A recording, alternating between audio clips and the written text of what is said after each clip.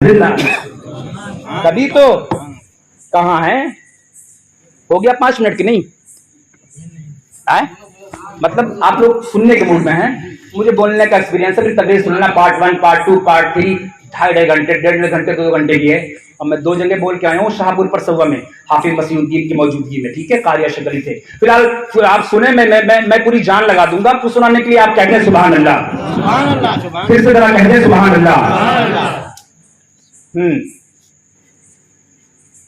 Karbala पर जो लिखी जाए वो कहानी रोए। 11:05 पर खत्म करेंगे चाचा, 5:10 पे, ठीक है? अच्छा, माशाअल्लाह भाई माशाअल्लाह। करबला पर जो लिखी जाए वो कहानी रोए। जरा देखें, परेशान मत होइएगा आप लोग। जिसको सुन सुनकर जवानों की जवानी रोए। करबला पर जो लिखी जाए वो कहानी रोए, जिसको सुन सुनकर जवानों की जवानी रोए। हमें प्यासों को तो रोता हुआ तुमने देखा है मगर, इरफान भाई सुनिए, प्यासों को तो रोता हुआ तुमने देखा है मगर, देखकर हजरत अब्बास को पानी रोए, देखकर हजरत अब्बास को पानी रोए। और एक शेर और सुन ले, फिर मैं आपको एक वाकया सुनाता हूँ, ईमान ताजा हो जाएगा। यहाँ भी झूमोगे, घर में जाओगे झूमोगे, सुबह होटल पे झूमोगे, बात करोगे, मरने के बाद कब्र में झूमोगे, जब उठोगे ना तो हश्र में भी झूमोगे। सुभान अल्लाह सुभान अल्लाह। ऐसा वाकया होगा, सुनिए। फिरता है दर बदर, फिरता है दर बदर। देखिए, मैच से बोलना बहुत बड़ी करामत है, आम आदमी बोल नहीं सकता ऐसे, समझ रहे कि नहीं? नेताजी आते हैं, 15 मिनट में उनकी ओलिया टाइट हो जाती है, उसी में समाप्त। और यहाँ तुम्हारी दुआ है, ये गुलाम रसूल है। हम जैसे न जाने कितने गुलाम रसूल 2.5 घंटे 3 घंटे 5 घंटे 1 घंटे 2 घंटे बोलते हैं। क्यों बोलते हैं? इश्क़े नबी की दवा लुआबे रसूल है। क्यों बोलते हैं? इश्क़े नबी की दवा लुआबे रसूल है। मुसलमानों, तुम्हारे लिए यही टेबलेट, यही कैप्सूल है। मुसलमानों, इश्क़े नबी की दवा लुआबे रसूल है। मुसलमानों, तुम्हारे लिए यही टेबलेट, यही कैप्सूल है। और फिरता है दर बदर, न रहता है चैन से। देखो अपने आप जा रहा है। फिरता है दर बदर, न रहता है चैन से।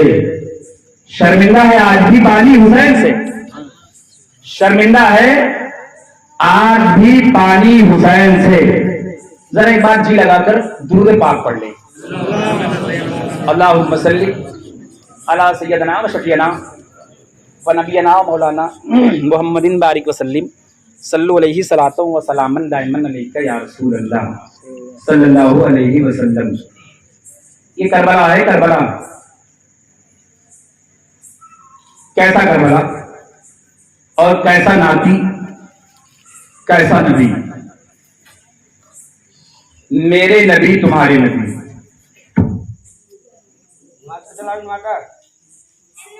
अल्लाह के नबी कहां पे गए? फातिमा के घर में मेरे आका तशरीफ लेकर गए। फातिमा हाजिर है, मौला अली हाजिर। अल्लाह के नबी ने इरशाद फरमाया, वो दोनों मेरे जन्नती जवान कहां हैं? सुभान अल्लाह सुभान अल्लाह। आका कहते क्या थे? जन्नती जवान, कभी कहते जन्नती फूल। फातिमा ने कहा, रसूलुल्लाह खेलने गए हैं, मैं आपको पानी पेश करती हूँ, आप पानी पीना। सरकार के मुकद्दस बारगाह में खजूर पेश किया, पानी पेश किया। आकाए नामदार ने पानी को नहीं पिया, खजूर नहीं खाया। सरकार ने इरशाद फरमाया, बेटी जब तक कि मेरे वो दोनों नाती नहीं आ जाएंगे मैं कुछ नहीं खाऊंगा। इतने में खेलते खेलते हसन हुसैन आ गए। सुभान अल्लाह सुभान अल्लाह। कह दिया करो यार, कारी मुजीब ने बहुत कहलवाया सुभान अल्लाह। सुभान अल्लाह में 9 हर्फ, एक बार कहोगे तो 90 नेकी उन्होंने भी बताया, मैं भी ये बताता हूं, मैं कोई चेंज नहीं कर सकता। फिलहाल सुने, जब सरकार ने देखा कि दोनों बच्चे आ गए तो मेरे आका मुस्कुराए। और एक बात सुनो यार बिचारा वालों, जब आमना का बेटा मुस्कुराता है ना तो सिर्फ आमना का बेटा नहीं, पूरी कायनात मुस्कुराती है। सुभान अल्लाह सुभान अल्लाह। क्योंकि रब फरमाता है, मेरा नबी अब क्या फरमाता, मेरा नबी बगैर मेरे मर्जी के बोलता नहीं, मेरा नबी बगैर मेरी मर्जी के बोलता नहीं, चलता नहीं। क्या मतलब समझे कि नबी का चलना कुरान, नबी का खाना कुरान, नबी का पीना कुरान, नबी का उठना कुरान, नबी का सोना कुरान, नबी का जागना कुरान, नबी की हर हर अदा कुरान। इस हैसियत से अब जरा सुने, दोनों बच्चे आ गए, मेरे आका इमाम हसन को अपने दाहिनी जांघ पे बैठाया और हुसैन को बाई जांघ पर। हर नाना अपने नाती को प्यार करता, हर बाप अपने बेटे को प्यार करता। आज सरकार इमाम हसन को नहीं हुसैन को चूमा ले रहे, गले को चूमा और बार बार गले को चूमा। हजरत फातिमा ने अंदर से देखा, आकर के अर्ज किया, या रसूल अल्लाह, बाबा जान मेरे मसला समझ में नहीं आया। अब तक के तुम मेरे बेटे को जब चूमते थे तो कभी गाल चूमते, कभी पेशानी को चूमते, कभी होठ को चूमते, आज आप गले को क्यों चूमते हैं? तो सरकार फरमाते हैं, फातिमा जिब्रील ने आकर मुझे तब बताया था जब हुसैन पैदा हुए थे तो एक रजिस्टर लेकर आए थे और रजिस्टर पे मेरा सिग्नेचर हुआ था, मैंने हुसैन के नाम का फॉर्म भरा था और ये बताया था जिब्रील ने कि हुसैन को एग्जाम देना होगा, इम्तिहान देना होगा। मैंने सेंटर पूछा तो उन्होंने बताया करबला। क्या बताया? करबला में एग्जाम होगा। अब जरा गौर से सुने, और करबला में होगा क्या? जिब्रील ने पूरी दास्तान बता दी थी, ये गला काटा जाएगा, खंजर चलेगा, छुरी चलेगी और यहाँ पे भाले लगेंगे, बच्ची लगेंगे, परेशानी होगी, दिक्कत सब बता दिया। इसलिए मैं प्यार की वजह से गले को छूता हूं। अब देखें, हसन उठे और चले गए अंदर, इमाम हुसैन बैठे, आका ने फरमाया हसन लौट करो। हसन आ गए, करंट टाइप कैसे आता है, चलो कोई दिक्कत नहीं। तो मेरे आका ने फरमाया हसन लौट करके आओ।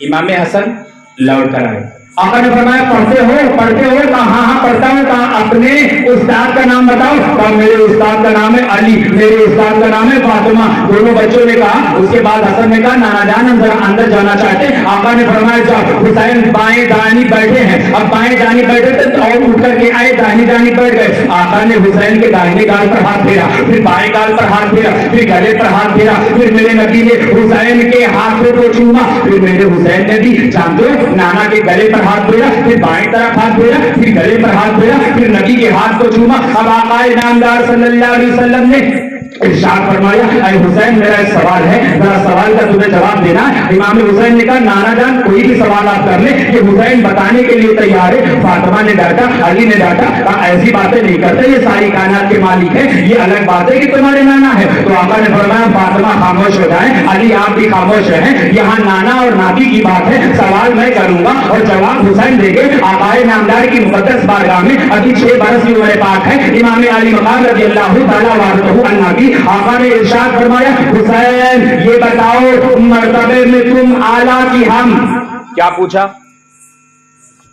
मेरी तकरीर सुनते नहीं हो आप, इसका मतलब अगर सुनते होते तो आप मुझे बताते इस बात को। मर्तबे में कौन आला है? क्या पूछा? मर्तबे में कौन आला है? यहाँ ये हमसे पूछे मर्तबे में कौन आला, हम कहेंगे तुम आला, हम कहेंगे हम आला, तुम कहोगे तुम आला, हम कहेंगे वो आला। आका ने पूछा मर्तबे में कौन आला है? इमाम हुसैन ने मुस्कुराकर पूरब में देखा, पश्चिम में देखा, मशरिक में देखा, मगरिब में देखा, शुमाल में देखा, जुनूब में देखा, चारों तरफ देख डाला और देखने के बाद इरशाद किया या रसूल अल्लाह, ऐ नाना जान गौर से सुनो, गौर से, मर्तबे में मैं आला हूँ। तो नबी कौनैन ने कुछ कहना चाहते थे मेरे आका, इतने में अली और फातिमा ने डांटा हुसैन कैसी बातें करते हो, मर्तबा नबी का ज्यादा है। कहा अम्मा जान नहीं, मर्तबा मेरा ज्यादा है। मुस्तफा ने फरमाया फातिमा अली खामोश रहो, हुसैन जो कहता है कहने दो। अब नबी कौनैन ने हजरत हुसैन से पूछा बेटा हुसैन बता दो मर्तबे में तुम आला कैसे हो? तो इमाम हुसैन ने कहा मेरे नाना नबियों के सरदार हैं, अगर आपके नाना रहे हो तो बताएं, इसलिए मर्तबे में मैं आला हूँ। मेरी माँ खातून जन्नत है, मर्तबे में इसलिए मैं आला हूँ। अगर आपकी माँ रही हो तो बताओ, मेरे भाई जन्नती जवानों के सरदार हैं, अगर आपके भाई रहे हो तो बताओ, मर्तबे में इसलिए मैं आला हूँ। मैं खुद शहीदों का सरदार हूँ, अगर आपका भाई कोई शहीदों का सरदार हो तो आप बताएं मर्तबे में मैं इसलिए आला हूँ। और मेरा बाप शेर खुदा है, खुदा का शेर है। अगर आपके बाप खुदा के शेर हो तो आप बताएं मर्तबे में मैं इसलिए आला हूँ। जरा देखें, जरा देखें, मर्तबे में मैं इसलिए आला हूं। इस बुनियाद पर नबी ने सीने से लगाया और कहा सदक तो हुसैन, सदक तो हुसैन, तुमने सही कहा, तुमने सही कहा। जो मकाम हुसैन तुम्हें हासिल है वो मकाम मुझे नहीं हासिल है। ये एक अलग बात है कि शफाअत सबकी होगी, शायद मेरे ही सर पर बांधा जाएगा। लेकिन अगर किसी मौलवी को जन्नत चाहिए, किसी पीर को जन्नत चाहिए, किसी वली को जन्नत चाहिए तो हसन हुसैन वो तेरे दरवाजे पर आएगा, तब जन्नत मिलेगी, वरना नहीं मिलेगी। नमाजियों को जन्नत लेना हो तो मौलाए कायनात अली की बारगाह में, उनके खानदान की बारगाह में आना होगा। तो जो बाबे अली जो दुश्मनी रखते हैं अली से, उनके खानदान से, उनको कहां जाना होगा? उनकी जन्नत कहां अलग नहीं बनी है? नहीं, उन्हें भी जन्नत उन्हीं से मिलेगी। सुने, नबी के नाम का नारा लगा लिया जाए, नबी के नाम का नारा लगा लिया जाए और इसी से बज़्म को नूरी बना लिया जाए। नबी है मालिके जन्नत, खुदा के महबूब आए बेचारा वालों। नबी है मालिके जन्नत, खुदा के महबूब आए बेचारा वालों। उन्हीं को अपना वसीला बना लिया जाए, उन्हीं को अपना वसीला बना लिया जाए। कौन नबी है? कौन नबी? एक कहते सुभान अल्लाह। बस दो 3 मिनट इंशाल्लाह, 2 मिनट और। इरफान भाई 2 ही मिनट, उसके बाद समाप्त करवा दीजिए क्योंकि मुझे भी कल भी बोलना है और 3 जगह बोल भी चुका हूँ, तीसरी जगह है, ठीक है? बस आप एक बार और सब लोग कहते हैं सुभान अल्लाह, बल्कि आवाज से और कहते हैं फिर से कह दीजिए सुना है। हुसैन देता है, हुसैन देता है। कैसे कैसे देता है जरा देखें। इसी हिंदुस्तान की सरजमी पर एक जिला पड़ता है जौनपुर। कौन सा जिला? इसका तो नाम बताइए तो। हाँ, जिला पड़ता है जौनपुर। जौनपुर में एक गांव पड़ता है नूरुद्दीनपुर। कौन सा गांव? किताब का नाम है दास्तान इमाम हुसैन। सुभान अल्लाह, सुभान अल्लाह। जिसमें लिखा है हवाले के साथ बयान होना चाहिए ना। हिंदुस्तान की सरजमीन पर एक जिला पड़ता है जौनपुर। जौनपुर जिले में एक गांव पड़ता है नूरुद्दीनपुर। नूरुद्दीनपुर में एक मुसलमान है, बहुत से मुसलमान है। एक गरीब है, दुखियारा है। 13 साल गुजर गए, उसे कोई बच्चा नहीं हुआ। कोई बोल दो यार, शर्माओ मत। हाँ, बोला जाता है मेरे भाई, हुसैन के नाम पर बोलने में पता है अल्लाह ताला कभी मुंह में बीमारी नहीं देता। हमने आपसे बताया कहीं मर जाओ, किसी में ईमान पे तुम्हारे पर प्रूफ नहीं, हुसैन से मोहब्बत करके मर गए, सबूत है, चैलेंज है कि आप ईमान वाले हैं, जन्नती हैं। जरा सुनाएं, हिंदुस्तान की सरजमीन पर 13 साल गुजर गया, उस गरीब दुखियारे आदमी को बच्चा नहीं हुआ। डॉक्टर से इलाज किया, हकीम से इलाज किया, मुल्ला से किया, मौलवी से किया, सबसे इलाज किया, लेकिन बच्चा नहीं हुआ। एक काफिला निकला इराक के लिए, एक काफिला निकला इराक के लिए। जब काफिला इराक के लिए निकला तो उस काफिले में एक गरीब भी चला गया। इसने सोचा पैसे हैं नहीं, इससे हम भी चले जाएंगे, सबके साथ स्टेप बाय स्टेप हम भी पहुंच जाएंगे, खुलेगा भी नहीं हमें। ये दोनों भी अभी भी पहुंचे और जब पहुंचे तो इराक में इन्होंने करबला की सरजमीन पहुंचकर वहां पर अदब से सलाम किया और मिट्टी उठा करके खा लिया। बीवी ने खाया और शौहर ने खाया। जरा देखें, गौर से सुने मेरी बात को चंद मिनट। शौहर ने खाया, बीवी ने खाया। बीवी ने कहा हुसैन मुझे एक बेटा अता फरमा दो, अगर आप बेटा देंगे तो आपके नाम पर अपने बेटे का नाम रखूंगी और जब तक जिंदा रहूंगी आपके नाम पर लंगर करूंगी। इस वाकये के बाद सलाम होगा, ये जान लो हुसैन हिंदुस्तान आया है, आता रहेगा। सुनाए, लौटकर काफिला आ गया, बीवी हामला हो गई। 9 महीने के बाद एक बच्चा पैदा हुआ, नाम रखा हुसैन। क्या रखा?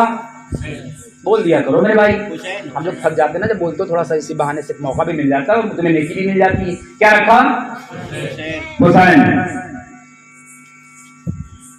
अब जब मुहर्रम की 10 तारीख आई तो इसने अपने दरवाजे पर सभी लगाया, एक भगोने में पानी भरा, और कितना पानी भरा? 50 लीटर। कितना? 50 लीटर। हाँ, और उसमें डाल दिया 2 लीटर दूध। कितना? 2 लीटर दूध। अब कोई भी निकले तो उससे कहे दूध का शरबत ले लो, दूध का शरबत ले लो, दूध का शरबत पी लो। सब लोग पीते। खिचड़े का इंतजाम किया, खिचड़ा खिलाया, नंगों कपड़ा पहनाया, गरीबों की मदद किया, सब कुछ किया। 1 साल किया, 2 साल किया, 3 साल किया, 4 साल, 5 साल, ऐसे करते रहे करते रहे करते रहे। एक दिन एक पढ़ा लिखा आदमी निकला, कहा क्या है ये, क्या कह रही हो? कहा दूध का शरबत है। कहा ड्राम कितना बड़ा? कहा 50 लीटर का। कहा पानी कितना डालो? कहा 50 लीटर। कहा दूध कितना डालो? कहा 2 लीटर। कहा कितना हुआ? कहा 52 लीटर। कहा तुम 50 लीटर पानी डाल के और 2 लीटर दूध मिला के कहती हो दूध का शरबत? तुम्हारा शौहर कहता है दूध का शरबत, ये क्यों नहीं कहते कि पानी का शरबत? कहा तुम्हें पता नहीं, करबला में 72 थे और 22,000 एक तरफ, 22,000 का नामो निशान मिट गया, 72 का रंग सब पर चढ़ गया। इराक चलो तो हसन, इराक चलो तो हुसैन, इंडिया चलो तो हुसैन, अमेरिका चलो तो हुसैन। फिलहाल उस पॉइंट पे 10 साल तक ये लंगर करता रहा करता रहा करता रहा। पड़ोस में एक सोनार रहता था, वो हैरान परेशान हो गया। उसने अपनी बीवी से कहा, मेरी शरीके हयात, ये तो बड़ा गरीब आदमी था, बड़ा मिस्कीन आदमी था, बड़ा परेशान आदमी था, इसके पास इतना पैसा कहां से आ गया जो इतना लंबा ये लंगर करता है, गरीबों को खाना भी खिलाता है, यतीमों को कपड़े भी पहनाता है, लोगों को पैसे भी देता है, लोगों की झोलियां भी भरता है। तुम बीवी हो, औरत हो, इसके घर में जाओ, इसको खत्म होने के बाद 10वीं का काम जाके इसके दिमाग का पहले जायजा लेना, पहले इधर उधर की बात करना, देखना दिमाग सही है तो मैन टॉपिक पे आ जाना, अगर देखना दिमाग साइलेंट नहीं है, डिस्टर्ब है तो समझ लो बात मत पूछना, नहीं गुस्सा हो जाएगी। औरत से बड़ी आसानी से बात कबूलवा लेती। सुनिए, उस सोनार ने अपनी बीवी सोनारन को तैयार कर लिया।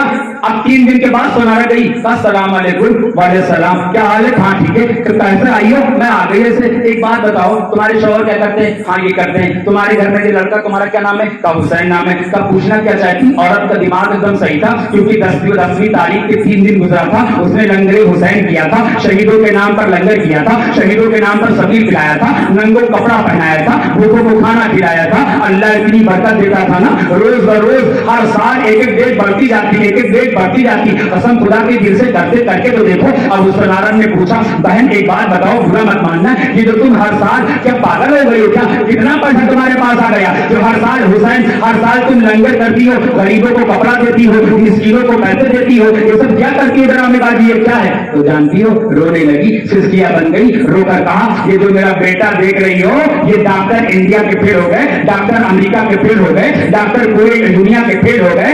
एक डॉक्टर था जिसकी वजह से मुझे हुसैन ने बेटा दिया। मैं करबला गई थी सफर करने के लिए, मैंने वहीं पहुंचकर मैंने सोचा था पहले मैं दौलत मांगूंगी, मैंने पहले सोचा मैं इज्जत मांगूंगी, लेकिन जब करबला पहुंची ना तो मेरा दिमाग बदल गया, मेरे शौहर का दिमाग बदल गया। हम मियां बीबी ने तय किया, हम लोग करबला पहुंचने वाले हैं, हम दौलत नहीं मांगेंगे, हम इज्जत नहीं मांगेंगे, हम पैसे नहीं मांगेंगे, हम बेटा मांगेंगे, बेटा। तो हमने करबला पहुंचकर करबला उठाकर करबला की मिट्टी खा लिया और मैंने मांगा कि ऐ करबला के ताजदार, मुझे एक बेटा का फरमा दो, अगर बेटा दोगे तो तुम्हारे नाम पर अपना बेटे का नाम रखेंगे और जब तक जिंदा रहेंगे तुम्हारे नाम का लंगर करेंगे, और जब तक हम जिंदा हैं इस हुसैन के नाम का लंगर होगा, और मैं नहीं रहूंगी तो मैं अपने बेटे को वसीयत रोज करती हूँ, बेटा हम रहे या ना रहे हुसैन से मर्द मांगते रहना और हुसैन के नाम पे लंगर करती रहना। अब सोनारा भी रोने लगी, सिसकिया बन गई, कुछ देर खामोश है एकदम बिल्कुल। फिर पूछा इस मुस्लिम ने, बहन अब क्या हो गया?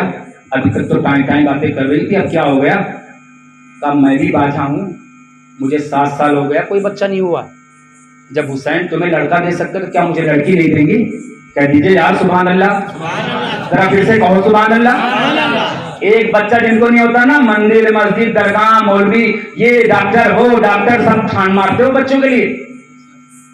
उस सोनारन से पूछो जिसको 7 साल बच्चा नहीं हुआ था, उसने कहा क्या हुसैन मुझे एक बेटी दे सकते हैं? मगर मैं करबला कैसे जाऊं? क्या कहा जरा देखें, मगर मैं करबला कैसे जाऊं? और हुसैन तो अपने मानने वालों की मदद करते हैं, मुसलमानों की।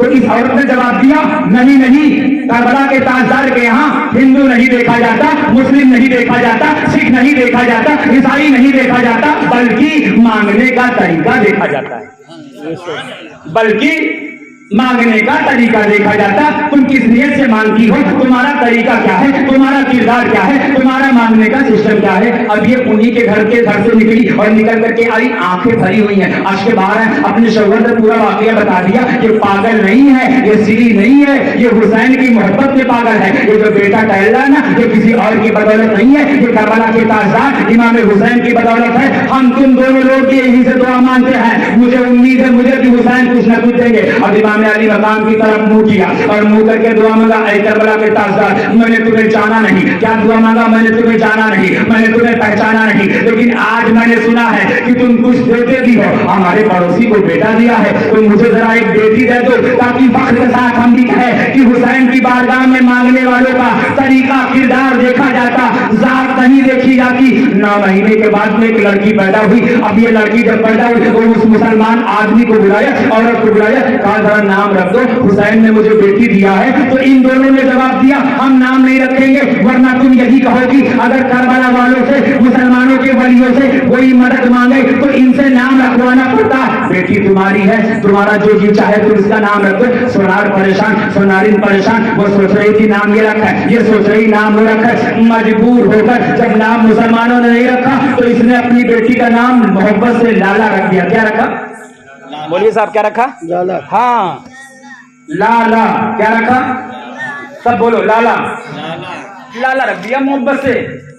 अब लाला तो इनकी माँ जब दूध पिलाती तब भी कहती हुसैन जिंदाबाद, जब बर्तन मांजती तब भी कहती हुसैन जिंदाबाद, जब खाना पकाती तब भी कहती हुसैन जिंदाबाद, कोई भी घर का काम नेक काम करती तब कहती हुसैन जिंदाबाद। बेटी धीरे धीरे धीरे धीरे बड़ी होती जा रही है और ये सुनती जा रही है कि मेरी माँ चलती है तब भी कहती हुसैन जिंदाबाद, उठती तब भी कहती हुसैन जिंदाबाद, सोती तब भी कहती हुसैन जिंदाबाद। मेरा बाप भी इसी कसीदे को पढ़ता। एक दिन बच्ची जब 6 साल की होती है ना, अपनी माँ से पूछा, अम्मी ये हुसैन है कौन, इसका नाम क्या है, ये रहता कहाँ है, ये कैसे तुम पुकार रही हो, ये हमारे मजहब का तो है नहीं। तो माँ की आंखें अश्रुबार हो गई। माँ ने कहा, बेटा हुसैन को जहाँ पुकारो, हुसैन मदद के लिए वहीं आता है। हुसैन को मैंने इंडिया में बैठ करके पुकारा कि जो तुम जिंदा हो, ये तुम जो मौजूद हो, मेरे सामने किसी और की बदौलत नहीं हो, किसी डॉक्टर की बदौलत नहीं, किसी हकीम की बदौलत नहीं, किसी तबीब की बदौलत नहीं, किसी मौलवी की बदौलत नहीं, बल्कि करबला के ताजदार इमाम हुसैन की बदौलत हो। बेटी हम रहे या ना रहे, हम रहे या ना रहे, तो हुसैन से मदद मांगती रहना, हुसैन का नाम लेती रहना। अब लाला जब काम करती ना तब भी कहती हुसैन जिंदाबाद, बर्तन मांगती तब भी कहती हुसैन जिंदाबाद, चावल बेचती तब भी कहती हुसैन जिंदाबाद, रोटी भूनती तब भी कहती हुसैन जिंदाबाद, कुछ भी करती तब भी कहती हुसैन जिंदाबाद। धीरे धीरे 17 साल की हो गई और उसी गांव में एक बदतमीज राजा रहता था। राजा बड़ा बदतमीज था, उसका बाप मर गया था, उसका लड़का था और बड़ा बदतमीज जलील टाइप का था। एक दिन वो घोड़े से निकला शिकार खेलने के लिए और लाला दरवाजे पर झाड़ू लगा रही थी। जैसे ही लाला को देखा, देखने के बाद शिकार का इरादा कैंसिल कर दिया। अपने मानने वालों से कहा, पता लगाओ ये लड़की किसी है, बड़ी खूबसूरत है, बड़ी हसीन है, हम इससे शादी करेंगे। पता लगाया तो मालूम हो ये एक परजा की लड़की है, एक रियाया की लड़की है, एक नौकरानी की लड़की है और आप मालिक होके नौकर घर में शादी करेंगे। उनके गुलामों ने कहा, फिलहाल इसने कहा मैं शादी करूंगा तो इसी के साथ लौट कर अपने घर आ गया। आया अपने अपनी माँ से कहा, अम्मी हम जिएंगे तो उस लड़की के लिए, मरेंगे तो उस लड़की के लिए, जिंदा रहेंगे तो उस लड़की के लिए, खाएंगे तो उस लड़की के लिए। माँ ने कहा, कौन लड़की है, तेरा दिमाग खराब हो गया क्या, कौन सी ऐसी लड़की है जिसके लिए जिएगा, जिसके लिए मरेगा,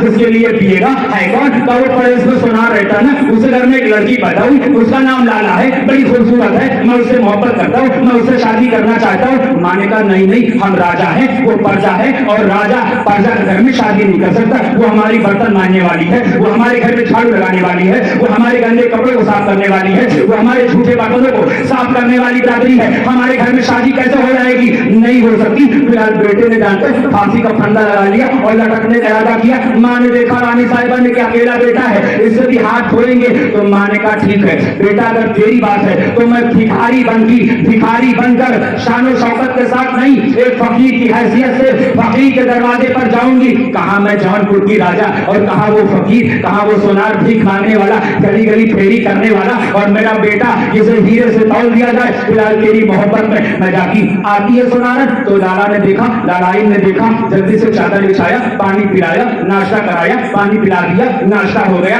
अब लास्ट में सुनारन ने कहा, मरे महारानी आप मेरे घर पे क्यों आई हैं? अगर आप कटवा देती तो मैं तुम्हारे घर पे आ जाती, आपको आने की क्या जरूरत है? सुनारन ने कहा, मैं आई नहीं हूँ।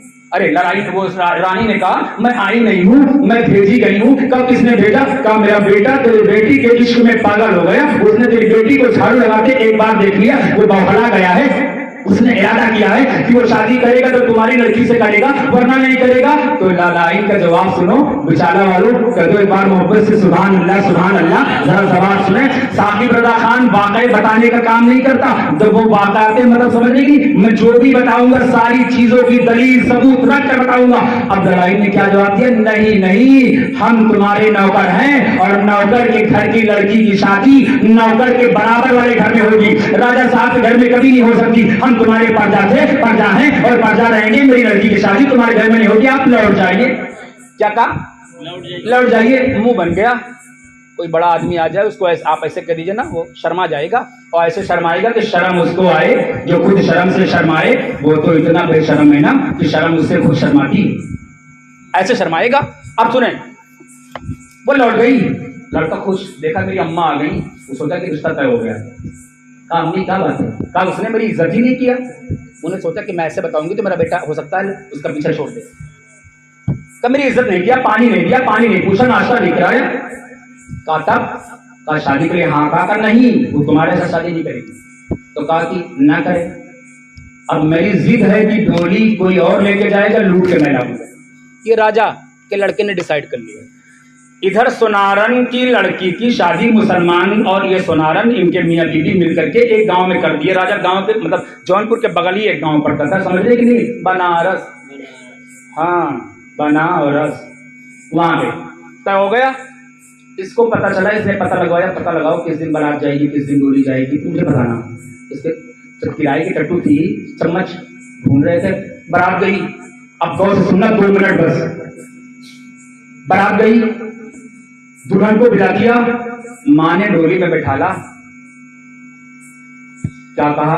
बेटी हम तुम्हें विदा कर रहे हैं, तुमसे हमने कहा था हम रहे या ना रहें, जरा नोट करें, हम रहें या ना रहें, हुसैन से मदद मांगती रहना। सुभान अल्लाह सुभान अल्लाह।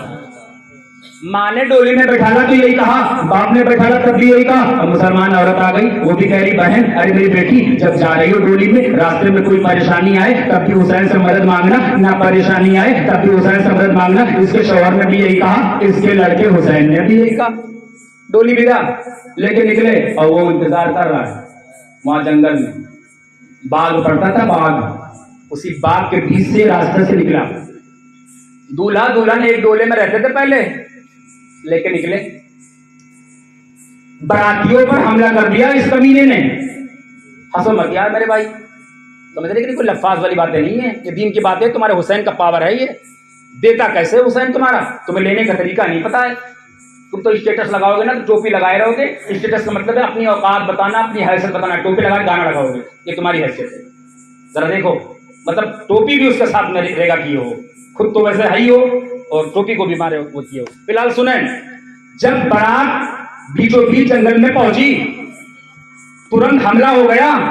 बारातियों को काट काट मूली गाजर की तरफ फेंक दिया गया। अब जैसे ही डोले के करीब गए तो दरवाजा का लड़का कहा कोई छूना नहीं, इसमें मेरी शरीके हयात है, इसमें मेरी बीवी बैठी हुई है। अब देखे निकाह किसी और के साथ हुआ, 7 फेरे किसी और के साथ लगे, लेकिन ये बदतमीज कहता मेरी बीवी है। उसके अंदर उसका शौहर बैठा, उसके सामने शौहर घसीटा पकड़ के राजा के लड़के ने और घसीट के करके निकाला। तो लाला भी जल्दी से बाहर निकल आई, क्योंकि उसका पति था, उसका शौहर था। उसके सामने उसके शौहर की गर्दन को काट करके फेंक दिया। जैसे ही गर्दन काट के तो लाला को याद आ गया, मेरी माँ ने डोली में बैठाते समय ये कहा था, मेरे बाप ने ये कहा था, मेरे हुसैन भाई ने ये कहा था, मुस्लिम चचा ने ये कहा था, मुस्लिम चची ने ये कहा था, और मैं जब तक जिंदा थी तब भी तो यही कहती थी हुसैन जिंदाबाद, हुसैन जिंदाबाद। अब वक्त आ गया है हुसैन का इम्तिहान लेने का। बड़ी तारीफ सुनाता माँ से, बड़ी तारीफ सुनाता बाप से, बड़ी तारीफ सुनाता चची से, बड़ी तारीफ सुनाता चचा से, बड़ी तारीफ सुनाता अपने चचेरे हुसैन भाई से।